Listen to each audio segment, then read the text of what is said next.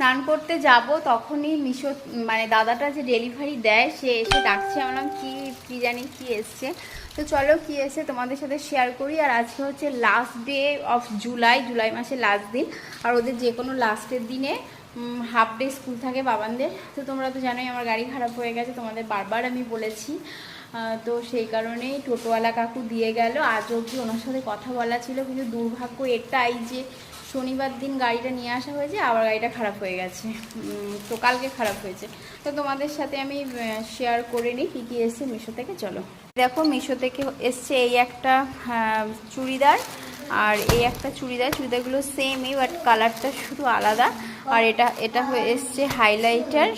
তো যখন আমি প্যাকিংটা খুলবো তখন আমি তোমাদের সাথে শেয়ার করে নেব। আর এই দেখো বাবানও পড়ছিল, যেই ওই ডেলিভারি দাদাটা এসেছে অমনি ছুটে ছুটে গেছে।